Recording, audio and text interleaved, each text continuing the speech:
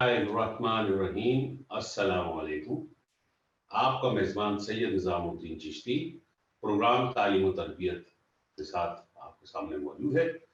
میں اپنے محترم استاد پروفیسر ڈاکٹر اسلم سید کو اس پروگرام میں خوش آمدید کہتا ہوں. آج کے پروگرام کا موضوع بہت ہی اہم ہے. ہمارے پروگرام میں ہم نے کوشش کی ہے کہ تاریخی ادوار کے لحاظ سے آپ تک اسلام کی جو خوبصورت تعلیمات ہیں وہ آپ تک پہنچائی جائیں. اس پروگرام کے پہلے حصے میں اسلام میں مزدوری اور مزدوروں کے حقوق کے اوپر بات کریں گے، اور دوسرے حصے میں ہم کارل مارکس کی جو تعلیمات ہیں وہ ڈاکٹر صاحب سے اس سلسلے میں بات کریں گے، اور تیسرے حصے میں ڈاکٹر صاحب ہمیں کارل مارکس کمیونزم، اسلام اور ایک کیپٹلزم کا تجزیہ کریں گے. تو ساتھ رہیے ہمارے.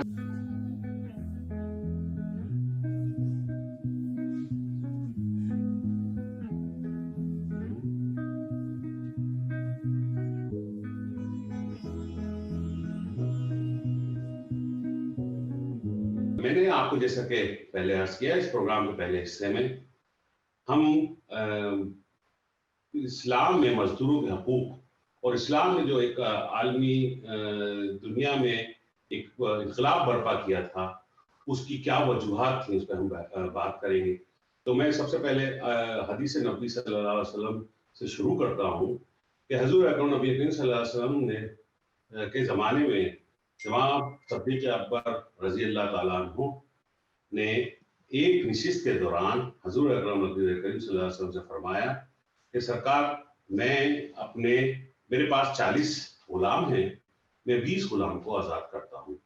تو اسی اثنا میں حضرت جبریل علیہ السلام نازل ہوئے اور انہوں نے فرمایا کہ حضرت ابوبکر صدیق رضی اللہ تعالی عنہ کے جسم پر جتنے بال ہیں ان کی تعداد کے مطابق آپ کی امت میں سے لوگوں کو بخش دیا گیا ہے، اور اس کا ثواب حضرت ابوبکر صدیق رضی اللہ تعالیٰ عنہ کو عطا ہوا ہے. اسی نشست میں حضرت عمر فاروق رضی اللہ تعالیٰ عنہ بھی تشریف رکھتے تھے. حضرت عمر فاروق رضی اللہ تعالیٰ عنہ نے فرمایا کہ میرے پاس 30 غلام ہیں اور میں ان میں سے 15 خدا اور اس کے رسول کے راستے میں آزاد کرتا ہوں. جبریل علیہ السلام فوری طور پر وحی لے کے آئے اور فرمایا کہ جس قدر رگے ان غلاموں کے جسم میں ہیں اس سے 50 گنے آدمی آپ کی امت میں سے دوزخ کے عذاب سے نجات دلا دیے گئے ہیں، اور اسی قدر ثواب حضرت عمر رضی اللہ تعالیٰ کو عطا ہوا ہے. حضرت عثمان غنی رضی اللہ تعالیٰ عنہ نے فرمایا کہ ان کے پاس لاتعداد غلام ہیں، ان لاتعداد غلام میں سے وہ 100 غلام خدا کی رضا کے لیے آزاد کرتے ہیں. اور تو حضرت جبریل علیہ السلام فوری طور پر وحی لے کے آئے اور فرمایا کہ جتنی رگیں ان غلاموں کے بدنوں میں ہیں ان سے 100 گنا آدمی آپ کی امت کے لیے بخشے گئے ہیں، اور ثواب حضرت عثمان رضی اللہ تعالیٰ عنہ کو عطا ہوا ہے. جب حضرت علی رضی اللہ تعالیٰ عنہ بھی اس طرح مجلس میں تشریف فرما تھے اور حضرت علی کرم اللہ وجہہ نے فرمایا کہ میرے مالک، میرے مولا، میرے پاس دنیا میں کچھ بھی نہیں ہے، تو میں آپ پہ اپنی جان کا نذرانہ کرتا ہوں، میں اللہ اور رسول کی راہ میں اپنی جان کا نذرانہ کرتا ہوں. تو جبریل علیہ السلام فوری طور پر تشریف لے کر آئے اور فرمایا کہ چاہے کہ انہوں نے دنیا کی کوئی چیز نذرانے نہیں کی، لیکن ان کی جو محبت ہے تو اس کے صدقے میں آپ حضرت علی رضی اللہ تعالیٰ عنہ پہ اللہ راضی ہے. اور فرمایا کہ اس دنیا کے 80,000 فرمایا، اللہ تعالیٰ فرماتا ہے کہ جب میں نے یہ دنیا بنائی تو 80,000 عالم بنائے ہیں، اور میں ہر عالم میں سے 10,000 کو دوزخ کی آگ سے نجات بخشتا ہوں، اور اس کا ثواب حضور اکرم نبی کریم صلی اللہ علیہ وسلم کے توسط سے حضرت علی کرم اللہ وجہہ کو پہنچاتا ہوں. اسی طریقے سے یہ سب واقعہ، یہ حدیث نبوی حضرت معین الدین چشتی اجمیری کی کتاب میں حشت بہشت کے اندر جو کتاب ہے ان کی، اس میں موجود ہے، آپ لوگ پڑھ سکتے ہیں. اسی خواجہ یوسف چشتی فرماتے ہیں کہ جب آپ کی خدمت میں غلام پیش کیا جاتا تو آپ جو ہے اس غلام کو آزاد کر دیتے تھے، تاکہ، اور فرماتے تھے کہ ہو سکتا ہے اس غلام کی نسبت سے ہی مجھے وہ دوزخ کی آگ سے بچایا جائے. تو یہ تو جناب ہمارے اسلام میں غلام کو آزاد کرنے کا مزدوروں کے لیے ایک نوید تھی کہ انہوں نے اسلام حضور اکرم نبی کریم صلی اللہ علیہ وسلم اور صحابہ کبار نے اور ان کے ساتھ برابری کا حقوق دے کے ایک اسلام کا انقلاب برپا کیا. اب میں اسی حوالے سے ڈاکٹر صاحب سے دعوت دوں گا کہ وہ ہمیں بتائیں کہ اسلام میں جو حدیث کے ساتھ جو اس کے پس منظر میں جو غلاموں کو لیے برابری کے حقوق ہیں وہ مزید اس کے متعلق معلومات دیجیے. اور ڈاکٹر صاحب آپ سے گزارش ہے کہ اسلام میں جو مزدوروں کے لیے ورکنگ کلاس کے لیے جو خاص طور پہ حقوق دیے گئے ہیں اس کے متعلق میں آپ سے گزارش کروں گا کہ ہمارے ناظرین کو کچھ بتائیں. جی بہت بہت شکریہ چشتی صاحب. میں یہ عرض کروں گا کہ اگر ہم اسلام کا جو میرے نزدیک سب سے اہم اصول ہے اسے ہم توحید کہتے ہیں. توحید کا فلسفہ یہ ہے کہ اللہ تعالیٰ ایک ہے اور وہی ہے جس نے سب کو تخلیق کیا ہے. سبحان اللہ. بے شک. کیا گورے، کیا کالے، کیا زرد، کیا سفید، سب کو اس نے تخلیق کیا ہے. تو اگر ہم اس بنیاد پہ لوگوں کے ساتھ امتیازی سلوک کریں گے تو ہم اس کی قوت جو وہ تخلیق ہے اس کو چیلنج کریں گے. آپ غور کیجئے، اگر آپ کسی شخص کی جلد کو دیکھ کے کہتے ہیں کہ یہ کالا ہے اور میں گورا ہوں تو آپ اصل میں کس پہ یہ الزام دھر رہے ہیں؟ کیونکہ جو کالا ہے اس نے یہ چوائس نہیں کیا، اس نے خود اپنی سکن کو، خود اپنی کھال کو نہیں تسلیم کیا، وہ جو اس کو اللہ تعالیٰ نے دی ہے اس نے اس کو تسلیم کیا ہے. بچا فرمایا آپ نے. اگر آپ اس کو ذہن میں رکھیں تو پھر آپ کو معلوم ہو جائے گا کہ تخلیق جو اس نے کی ہے تمام انسانوں کو مختلف رنگوں میں، مختلف قبیلوں میں، اور یہ کلام پاک میں کئی دفعہ آیا ہے ذکر کہ صرف تمہاری پہچان کے لیے ہیں تاکہ تم جان سکو کہ وہ جو نقاش ازل ہے اس کی کتنی طاقت ہے اور کتنی اس میں وسعت ہے اور کتنی اس میں مختلف نوع کی چیزیں ہیں. اب میں آتا ہوں آپ کی دوسری بات کی طرف. غلام، کسی کو غلام بنانا ایسے ہی ہے جیسے آپ اللہ تعالیٰ کی ایک مخلوق کو کہیں کہ یہ میرے سے پست ہے اور یہ میرے لیے کام کرے گی. یہ اسی توحید کی خلاف ورزی ہے جس کا میں نے ابھی ذکر کیا. اب آپ سوال پوچھیں گے مجھ سے کہ حضور کے زمانے میں غلام تھے اور تو کیا کیا آپ نے؟ دیکھیے، جب بھی معاشرے کو کوئی پیغمبر تبدیل کرنا چاہتا ہے تو وہ گراؤنڈ ریئلٹی سے شروع کرتا ہے، وہ ان حقائق سے شروع کرتا ہے جو لوگوں میں موجود ہیں. ہوتا کیا تھا؟ ایک قبیلہ ایک دوسرے قبیلے پہ چڑھ دوڑا، ان کا مال غصب کیا، لوگ بے گھر ہو گئے. کچھ لوگ ایسے تھے جن کے پاس نہ ذریعہ روزگار رہا، کچھ خواتین ایسی تھیں جن کے پاس کوئی والی وارث نہیں رہا. تو یا تو یہ تھا کہ ان کو چھوڑ دیا جاتا، دوسرا طریقہ یہ تھا کہ ان کو آپ لے آئیں اور ان کو آپ اپنے خاندان کا حصہ بنائیں.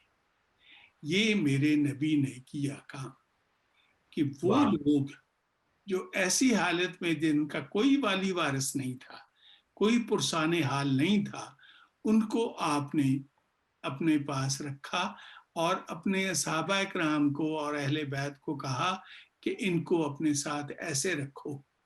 اب میں آپ کو چند مثالیں دیتا ہوں اس کی. کمبر مولا علی علیہ السلام کے غلام تھے. ایک واقعہ بہت آپ نے پڑھا ہوگا اور لوگوں کے ذہن میں ہے، میں صرف اس کے فلسفے کی طرف آپ کی توجہ دلانا چاہتا ہوں کہ عید کا دن ہے اور آپ جاتے ہیں بازار میں اور 2 جوڑے خریدتے ہیں. ایک کھدر کا معمولی کپڑے کا بنا ہوا ہے اور ایک بہت خوبصورت بہت اچھا بنا ہوا ہے, مہنگا بھی ہے قیمتی بھی ہے. تو آپ کمبر کو کہتے ہیں کہ یہ تمہارے لیے ہے اور یہ میرے لیے ہے. تو کمبر کہتا ہے حضور آپ امیر المومنین ہیں, یہ نہیں اچھا لگتا کہ آپ اس طرح کا سادہ لباس پہنے اور میں یہ پہنوں. اب میں یہاں رک کے تھوڑی دیر کے لیے آپ سے یہ کہتا ہوں کہ حضرت علی اگر اس وقت ایک تقریر کر دیتے کہ دیکھو کمبر, اسلام نے ہمیں مساوات کا سبق دیا ہے, اسلام نے ہمیں یہ سکھایا ہے کہ غلاموں سے اچھا سلوک کرو, تو میں جو کچھ کر رہا ہوں وہ اللہ تعالیٰ کے حکم کے مطابق کر رہا ہوں, تو یہ بات غلط نہیں تھی. لیکن اس سے کمبر کے دل پہ کیا گزرتی کہ مجھے یہ جو کیا جا رہا ہے کرم یا محبت, یہ اللہ تعالیٰ کے ایک فرمان ہے.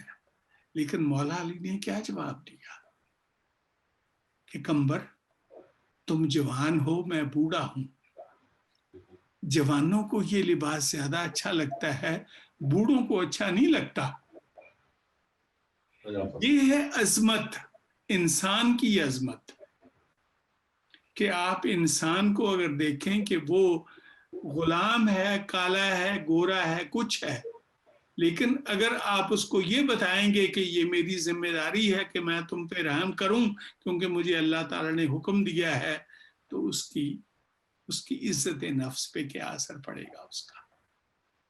تو یہ جو انہوں نے سبق دیا, یہ ایک چھوٹا سا فکرہ ہے کہ تم جوان ہو میں بوڑھا ہوں. اس میں کوئی ریسزم نہیں ہے, اس میں کوئی ڈسکریمنیشن نہیں ہے, اس میں صرف ایک ایسی بات ہے جو حقیقت ہے جو آج ہم سب تسلیم کرتے ہیں. آپ اس کو کہہ سکتے ہیں کہ یہ کتنی پوسٹ ماڈرن ہے یا ماڈرن یہ بات ہے. دوسری بات جو میں عرض کروں گا وہ یہ ہے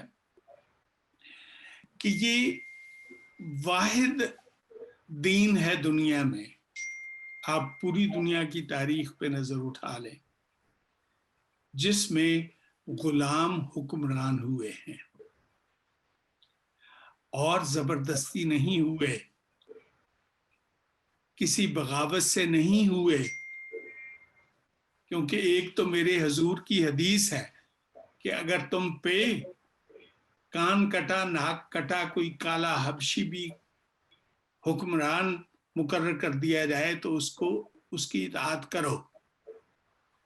دوسری طرف یہ ہے کہ ہم نے زنگیوں سے شروع ہو کے خاندان غلامہ کی تاریخ آپ دیکھیں اگر ہندوستان میں, تو مجھے دنیا میں کوئی مثال آپ پیش کر دیں دنیا کی تاریخ میں جہاں پہ یہ لوگ جن کو خریدا گیا تھا بازار سے غلام بنا کے, کہ وہ نہ صرف اپنے مالک کے بعد تخت پہ بیٹھتے ہیں, حکومت کرتے ہیں, بلکہ جو غلام انہوں نے حاصل کیے تھے ان کے بعد وہ آتے ہیں, ان کی اولاد نہیں آتی. یہ ایک ایسی چیز ہے جس پہ ہم فخر کر سکتے ہیں اور بجا فخر کر سکتے ہیں. لیکن اس کے ساتھ ساتھ ہم یہ بتانا چاہتے ہیں اپنے مومنین اور مسلمان بھائیوں کو کہ دیکھو کیا ہم نے یہ جو روح ہے ہمارے مذہب کی, ہمارے دین کی, اس کو برقرار رکھا ہے. کیا ہم انسانوں کو اس خلاق ازل کی صورت میں دیکھتے ہیں یا اپنے جو بنائے ہوئے ہمارے امتیازات ہیں ان کی شکل میں دیکھتے ہیں. ایک دفعہ میں آپ کی نظر کرتا ہوں یہ واقعہ, ایک شخص امام جعفر صادق علیہ السلام کے پاس آیا اور اس نے کہا کہ جی آپ نے دیکھا ہے کہ وہ شخص کتنا بد شکل ہے. تو آپ کو پتہ ہے امام نے کیا فرمایا کہ کیا تم مخلوق پہ کامنٹ کر رہے ہو یا خالق پہ؟ بے شک بے شک. آپ اندازہ کیجئے کہ ہم اگر یہ ایک نقطہ ہے صرف, توحید پہ کیوں زور دیا ہے اتنا اسلام نے, اس کی وجہ صرف یہ ہے کہ تاکہ ہم مساوات اور تمام اس کی جو مخلوق ہے اس کو ایک نظر سے دیکھیں. بے تو یہ شک. غلامی کا تصور، یہ اتنی چیزیں، اگر آپ نے خود بڑی اچھی مثالیں دی ہیں، میں آپ کو کیا عرض کروں کہ غلامانہ ذہنیت جو ہے اسلام اس کی نفی کرتا ہے. بجا فرمائیں. اگر آپ اجازت دیں تو میں مزید کچھ عرض کروں اب. جی ہاں ڈاکٹر صاحب، یہ اتنا اہم موضوع ہے اور آپ تو ماشاءاللہ جی میں عرض کرتا ہوں نا کہ ہم غلام کہاں ہوتے ہیں؟ یا شخصیت پرستی میں ہم غلام ہوتے ہیں کہ کسی انسان کے آگے جھکیں، یا جو ہم نے خود اپنے معبود بنائے ہوتے ہیں، معبود ان کو جھکتے ہیں. ہماری اپنی کریشن، ہماری اپنی تخلیق جو ہوتی ہے، ہمارے اپنے جو تصورات ہوتے ہیں ان کے ہم آگے جھکتے ہیں. یہ دونوں چیزیں توحید نے نگیٹ کی ہیں. ان کو کہا ہے کہ یہ غلط ہے دونوں چیزیں.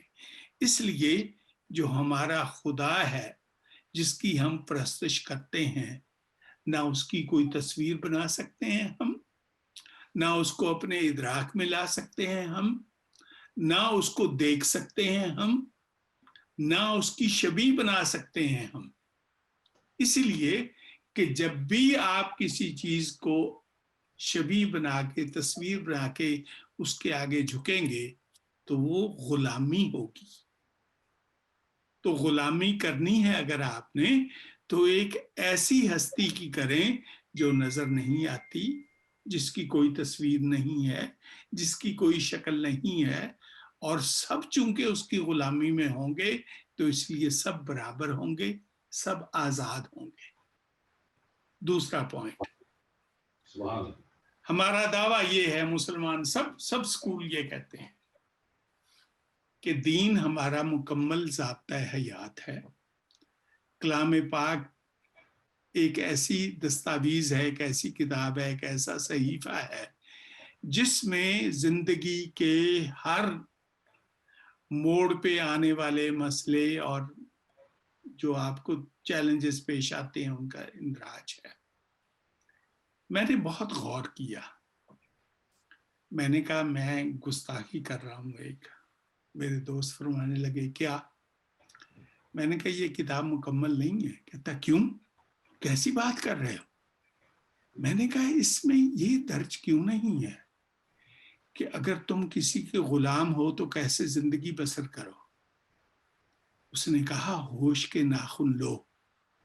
وہ اپنی تخلیق کو یہ تعلیم دے گا کہ تم غلام ہو جاؤ گے کسی کے اور سبحان پھر اللہ. کیسے زندگی گزارو گے؟ سبحان اللہ. یہ تو اس کی اعلیٰ ترین ایک ہمارے لیے تحفہ ہے کہ دیکھو اس کتاب میں کہیں ذکر نہیں آپ کو ملے گا کہ اگر تم کسی کے غلام ہو تو کیسے زندگی بسر کرو. حضرت عیسیٰ علیہ السلام کی تعلیمات میں آپ کو مل جائے گی، نیو ٹیسٹامنٹ، اولڈ ٹیسٹامنٹ میں مل جائیں گی، لیکن کلام پاک میں کہیں نہیں آپ کو یہ ملے گا کہ اگر تم غلام ہو تو کیسی زندگی بسر کرو. اس لیے کہ یہ تصور نہیں ہے. ہمارے دین میں یہ تصور ہی نہیں ہے سرے سے کہ ایک انسان اللہ تعالیٰ کی مخلوق اور وہ غلام ہو کسی کا. نہیں، ہو ہی نہیں سکتا یہ. تو یہ میں نے عرض کرنی تھی کچھ باتیں آپ سے. اور پھر تیسری بات جو میں عرض کرتا ہوں وہ یہ ہے کہ غلام کو آزاد کرنا یہ کتنا بڑا ثواب ہے، کتنی بڑی اس کی اہمیت ہے. آپ دیکھ لیجئے، عبادات کے سلسلے میں دیکھ لیجئے، آپ ان چیزوں کے سلسلے میں دیکھ لیجئے جو ہم پہ فرائض ہیں، جو واجب ہیں ہم پہ، کہ جب ہم کسی چیز میں کوتاہی کریں اور وہ کام سر انجام نہ دے سکیں تو کیا ارشاد ہوتا ہے کہ ایک غلام آزاد کر دو، ایک انسان کو ایسی زندگی دے دو جو اس کا حق ہے، تو تمہارے سارے گناہ معاف کر دیے جائیں گے. یہ جدوجہد اگر آپ جاری رکھیں تو آپ اندازہ کریں کہ انسانیت کو اس سے کتنا فائدہ پہنچتا ہے.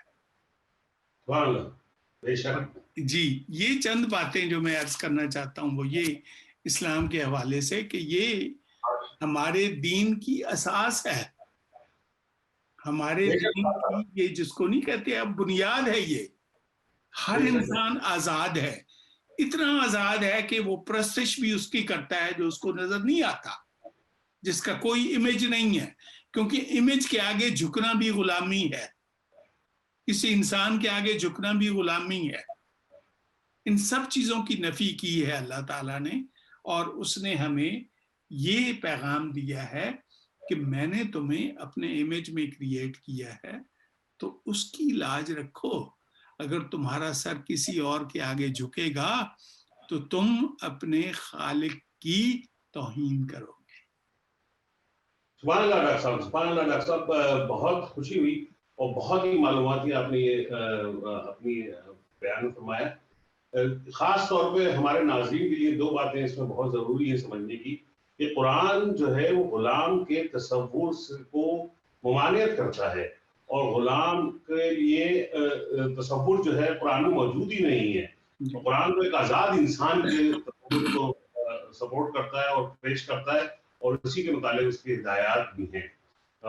دوسرے نمبر پہ ہمارے پاس معاشرے میں درجات کا جو تصور ہے وہ بھی ہمارا مذہب اور قرآن اس سے ممانعت کرتا ہے. اور یہی چیزیں اور یہی خوبصورت باتیں اسلام کو تمام مذاہب سے ممتاز کرتی ہیں کہ یہ ہمارا ورثہ بھی ہے کہ ہمارے مذہب میں برابری، حقوق اور آزادی کو جو ہے وہ گاہے بگاہے اس کا ذکر کیا گیا ہے، اور اس پہ انسان کی برابری، حقوق اور آزادی کو بہت زیادہ زور بھی دیا گیا ہے، اور معاشرت میں درجات کی تقسیم کی ممانعت کی گئی ہے.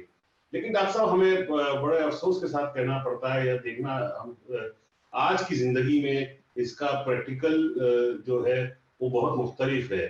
ہمارے اسلامی معاشروں میں جو آج کی 2021 میں ہمیں ملتے ہیں، شخصیت پرستی جیسا کہ آپ نے فرمایا کہ غلامی کی ایک شکل ہے وہ بھی موجود ہے، درجات کی تقسیم بھی موجود ہے، چاہے وہ مسلم معاشرے عرب دنیا سے تعلق رکھتے ہوں یا عجم سے تعلق رکھتے ہوں، وہاں پہ اسلام کی اس تعلیم کی جو ہے اچھی طریقے سے امپلیمنٹ نہیں کیا گیا ہے. اور خاص طور پہ میں یہ تو ایک ہمارے دور کا ایک بہت بڑا یعنی کہ سیٹ بیک ہے کہتے ہیں ہم ہے، لیکن خاص طور پہ میں آج اس پروگرام میں ذکر کرنا چاہوں گا اس ڈیجیٹلائزیشن کے دور میں انسانوں کو غلام بنانے کا ایک نیا طریقہ کار ڈھونڈا گیا ہے. اور اس ڈیجیٹلائزیشن کے دور میں انسانوں کو صرف جسمانی طور پہ نہیں بلکہ ذہنی طور پہ بھی غلام بنایا جا رہا ہے. سن 2008 کے بعد جو کیپٹلزم کے لیے ایک بہت بڑا دھچکا تھا، ہونا تو یہ چاہیے تھا کہ ہمیں سیکھ کر انسان اس پوری دنیا میں جو کہ ایک گلوبل ولیج ہے، گلوبلائزیشن کا ایک دور ہے یہاں اس دنیا میں، ہمیں ایک معاشرے کی بنیاد رکھنی چاہیے تھی جہاں پہ تمام انسان کو برابری کے حقوق دیے جاتے ہیں، اور کیپٹلزم کے جو جڑیں تھیں وہ ان کو کھاڑ پھینک دیا جاتا. لیکن ہوا یہ کہ ہمیں اس کیپٹلزم کے شکنجے میں اور مزید جکڑ لیا گیا، اور سن 2008 کے جو کرائسس تھے اس میں ہمیں پتہ چلا کہ گلوبلائزیشن کے اس دور میں گوگل، فیس بک اینڈ کو بھر کے آئے، اور انہوں نے ہماری سوچ کو بھی جو ہے قابض ہو گئے. یہاں تک کہ اگر ہم اس وقت پوری دنیا ایک ورکنگ کلاس کے طور پہ ان بڑے بڑے جائنٹس کے پاس جو ہے وہ اپنی ریسورسز کو بیچ رہی ہے، ہم مجبور ہیں کہ اگر ہم ایک کلک بھی کرتے ہیں تو اس کے جو پیسے ہیں وہ گوگل اس سے کماتا ہے، اور اگر ہم ایک کلک اپنے دوستوں سے بات کرتے ہیں تو فیس بک پہ جو ہم میسج لکھتے ہیں اس کے جو پیسے ہیں وہ فیس بک اس سے کماتا ہے. اور یہاں تک کہ ہم مجبور ہیں ان ان جائنٹس کو استعمال کرنے کے لیے، اور وہ ہماری سوچ کو، ہمارے ارد گرد کے ماحول کو، سب کچھ کو جان چکے ہیں. تو ایک یہ نئی اس گلوبلائزیشن کے دور میں ایک نئی غلامی کا تصور پیدا ہوا ہے، جس پہ ہم ڈاکٹر صاحب سے گزارش کریں گے. ڈاکٹر صاحب، آپ اس سلسلے میں کیا کہتے ہیں؟ کہ یہ تو بالکل واضح ہے کہ یہ اسلام کے تصور سے تو بالکل مترافی ہے، لیکن یہ ہماری زندگی پہ اس کا اثر انداز کس طرح سے ہو رہا ہے؟ کچھ آپ تھوڑی سی جی، بات. بہت ہی اہم آپ نے سوال اٹھایا ہے. دیکھیے، غلامی دو طرح کی ہوتی ہے. ایک ہوتی ہے ہاتھوں کی غلامی، کہ میرے ہاتھ میرے نہیں ہیں، آپ کے ہیں. جو آپ کہیں گے میں وہ کروں گا. یہ کام کر دو، یہ چیز اٹھا دو، اور اس کے بدلے میں مجھے کچھ آپ دے دیں گے اور میں خوش ہو جاؤں گا. اس غلامی کا علاج ہے. اس لیے کہ میرے ہاتھ میرے ہیں، اور میں ان کو جب بھی استعمال کرتا ہوں تو اپنی سوچ کے مطابق، اپنے علم کے مطابق، اپنے کسب کے مطابق استعمال کرتا ہوں، اور آپ سے اپنی مزدوری کا یا محنت کا معاوضہ لیتا ہوں. اس سے آزادی ممکن ہے کہ ایک وقت ایسا آئے کہ مجھے آپ کی ضرورت نہ پڑے، چونکہ میرے پاس یہ سب ہنر موجود ہے، میرے ہاتھ سلامت ہیں، تو میں اپنا کوئی کام شروع کر لوں اور آپ سے آزاد ہو جاؤں. یہ جس کی طرف آپ نے اشارہ کیا، یہ خطرناک ترین غلامی ہے کہ میرا ذہن، میری سوچ آپ کی تابع ہے. میں کچھ کر نہیں سکتا جب تک آپ نہ کہیں.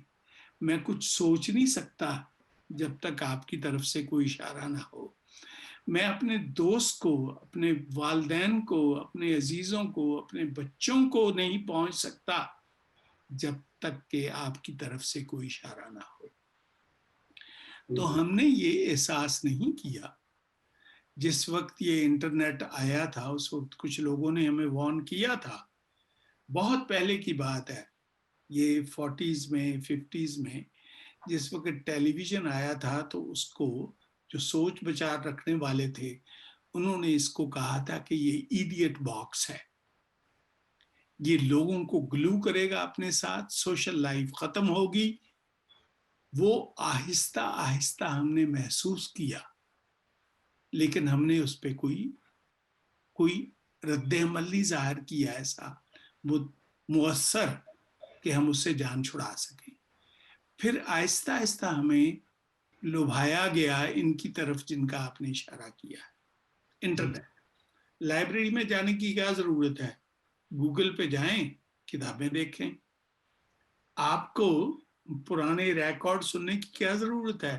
یوٹیوب پہ جائیں، گیت سنیں، فلمیں دیکھیں، جو مرضی کریں آپ. یہ ہمیں لیور کیا گیا. وہ تمام جو ہم میں خواہشات تھیں، ان کو انہوں نے ایک نقطے پہ لا کے کہا کہ ان کو یہاں اس کے تابع کر دو. نتیجہ کیا ہوا کہ ہاتھ تو تھے ہی، اب ہمارا ذہن، ہماری سوچ، ہماری خواہشات، ہمارے جذبات، یہ سب ان کے کنٹرول میں ہیں. آپ امیجن کر سکتے ہیں، یہ جو ہم اور آپ گفتگو کر رہے ہیں، یہ بھی اسی وسیلے سے ہے نا، کہ اگر ان کو منقطع کر دیا جائے تو ہماری زندگی میں کتنا بڑا ایک خلا ہے جو ہم محسوس کریں گے. لیکن ہم کبھی نہیں سوچتے کہ آج سے 30 سال پہلے، 50 سال پہلے یہ سب کچھ نہیں تھا. لوگ پھر بھی سروائیو کیے، لوگ پھر بھی، بلکہ شاید ان میں آپس میں زیادہ محبت تھی، زیادہ اتفاق تھا. تو میرا عرض کرنے کا مقصد یہ ہے کہ یہ جو اس وقت آپ کے پاس آئی ہے، یہ مصیبت جس میں ہم سب شامل ہیں، ہم سب دوچار ہیں، یہ صرف غلامی نہیں ہے. دیکھیے، آپ نے بڑی خوبصورت بات کی کہ کیا ہم ورکنگ کلاس ہیں؟ ہاں، ہم ورکنگ کلاس ہیں. ان سب کے لیے، گوگل کے لیے، یوٹیوب کے لیے، واٹس ایپ کے لیے ہم کام کر رہے ہیں. ہم ان کے لیے ان کے کارندے ہیں ایک طرح سے، لیکن جو ہم نے اور اپنے آپ پہ برڈن ڈالا ہے وہ یہ ہے کہ ہم ان کے کنزیومر بھی ہیں. غور کیا آپ نے؟ جی ہاں، یہ بہت خوبصورت ہم بات نہ کہی. صرف ان کے لیے کام کرتے ہیں، ہم ان کی پروڈکٹس کو کنزیوم بھی کرتے ہیں. پہلے وقت میں یہ ہوتا تھا کہ ایک انٹرپرینیور ہوتا تھا، ایک ورکر ہوتا تھا، ایک کنزیومر ہوتا تھا. اب وہ تینوں چیزیں انہوں نے ہم پہ ڈال دی ہیں کہ ہم ایک لحاظ سے جب ہم اون کرتے ہیں انٹرنیٹ، ہمارے پاس ایک کنٹرول ہے، تو ہم انٹرپرینیور بھی ہیں، ہم ورکنگ کلاس بھی ہیں، کیونکہ ہم جن کے لیے یہ جو بھی اپنے ٹائپ کرتے ہیں، بات کرتے ہیں، یا جو اس وقت ہم کر رہے ہیں، یہ ہم کسی نہ کسی کا کام کر رہے ہیں، ان کے لیے پیسے فراہم کر رہے ہیں. اور تیسری بات، کنزیومر بھی ہم خود ہی ہیں اس کے. یہ سب سے خطرناک چیز ہے کہ یہ تینوں چیزیں جو پہلے تین مختلف لوگوں میں ہوتی تھیں، اب انہوں نے ایک میں ڈال دی ہے. اور یہ غلامی کی بدترین مثال ہے جو میں اس وقت آپ کو دے سکتا ہوں، کہ نہ ہم آزاد ہیں چوز کرنے میں کہ کیا کریں کیا نہ کریں، نہ ہم آزاد ہیں کہ میں آپ کو پیسہ نہیں دینا چاہتا لیکن مجھے دینا پڑے گا اگر میں اس کو استعمال کر رہا ہوں. اور تیسری چیز کہ ہمارے پاس کیا کوئی اور وسیلہ ہے، کیا کوئی اور واسطہ ہے جس کے ذریعے ہم یہ سب کچھ کر سکیں، اس پہ ان کی منوپلی ہے. تو یہ اکانومسٹ نے بہت پہلے بتا دیا تھا کہ سب سے خطرناک چیز جو ہوتی ہے وہ اکنامکس میں وہ منوپلی ہوتی ہے. جس جی کی جی منوپلی ہو وہ ڈکٹیٹ کرتا ہے اپنی ٹرمز. بالکل بجا اب آپ فرمایا. دیکھیے، یہ جو میری اور آپ کی گفتگو ہو رہی ہے، یہ صرف وہی نہیں سن رہے جو اس وقت لاگ ان ہوئے ہیں اس پروگرام میں. جنہوں یہ پروگرام ترتیب دیا ہے وہ بھی یہ سن رہے ہیں. جی ہاں. جو اس چیز کے خالق ہیں وہ یہ سب یہ سن رہے ہیں. جی ہاں. جی ہاں. یہ یہاں تو اس لیے یہ کوئی چیز آپ کی جو ذاتی زندگی ہے، آپ کی جو پرسنل لائف ہے، آپ کے جو ویوز ہیں، وہ اب آپ کے نہیں رہے. آپ ایکسپوزڈ ہیں اب ساری دنیا کے سامنے کہ یہ بالکل آپ کی صحیح. حقیقت ہے، یہ آپ ہیں. تو اس لیے یہ غلامی کی وہ میں سمجھتا ہوں کہ وہ ایک طرح کی انتہا ہے کہ جس میں ہم یہ احساس کیے بغیر کہ وہ پرانے زمانے کا غلام بیچارہ تو ایک کام کرتا تھا، سارا دن اس سے کام لیتے تھے، رات کو اس کو کھانا دیتے تھے، شاید کو تھوڑے بہت پیسے بھی دے دیتے تھے اور آرام کی نیند سو جاتا تھا، اس کا بالکل کام صحیح. ختم ہو جاتا تھا. ہماری غلامی کا کام ختم نہیں ہوا. ہم تینوں کام کر رہے ہیں. آپ سوتے بھی ان کی مرضی سے ہیں، جاگتے بھی ان کی مرضی سے ہیں، بات بھی ان کی مرضی سے کرتے ہیں، ان کے وسیلے سے کرتے ہیں، اور ساتھ ان تمام چیزوں کو، یہ تمام کام کرنے کے باوجود ہم ان کو معاوضہ بھی پیش کرتے ہیں. بجا فرمایا ڈاکٹر صاحب. یہ آپ کی بات بالکل بجا ہے. اور اس وقت پوری دنیا میں، خاص طور پہ چائنا میں، اس طرح کے پروجیکٹس ہو رہے ہیں جس میں سوشل میڈیا کے ذریعے پروفائلنگ کی جا رہی ہے کہ کون اچھے انسان ہیں، کون برے انسان ہیں، جی اور اس کے حساب سے جو ہے ان کو معاشرتی درجات میں تقسیم کیا جا رہا ہے. اور یہ غلامی کی ایک بدترین مثال ہے. اس کا حل، ہمارے اس پروگرام کا مقصد یہ ہے آپ کو، اپنے ناظرین کو پریشان کرنا یا ان کو ڈر نہیں لگانا، بلکہ ہمیں ادراک فراہم کرنا ہے، معلومات فراہم کرنا ہے کہ ہمارے ناظرین کو پتہ چلے کہ اس وقت ہم کس گلوبلائزیشن کے نام پہ کس دور سے گزر رہے ہیں، اور اس دور کے جو فائدے جو ہمارے کو ظاہری طور پہ حاصل ہو رہے ہیں، اس کے چھپے ہوئے نقصانات کیا ہیں. خیر ڈاکٹر صاحب، یہ تو آپ نے بالکل بہت ہی اچھی بات کہی. اور خاص طور پہ ہمارے پروگرام کے اس کے پہلے حصے میں جو آپ نے اسلام کے تصور اور معاشرے کے لیے جو بیان فرمایا، تو یہ یہاں پہ بھی دوبارہ ثابت ہو رہا ہے کہ اسلام ہی اس سب مسائل کا حل ہے. جی لیکن جیسا کہ آپ نے پروگرام کے دوران فرمایا کہ ایک ہوتی ہے ہاتھوں کی غلامی. تو ہاتھوں کی غلامی وہ اس دنیا میں انڈسٹریلزم سے شروع ہوئی. انڈسٹریل دور شروع ہوا, اس میں ہاتھوں کی غلامی کا کنسپٹ پیدا ہوا, ایک ورکنگ کلاس کا کنسپٹ پیدا ہوا, اور اس سلسلے میں اس زمانے میں اسلام سے متاثر ہو کے بہت سارے فلاسفر نے جو تھے وہ انہوں نے اس کے خلاف آواز بلند کری, جس میں ایک کارل مارکس کا نام بہت بڑا ہے. اس کو ہم پروگرام کے اگلے حصے میں بیان کریں گے. ساتھ رہیے گا ہمارے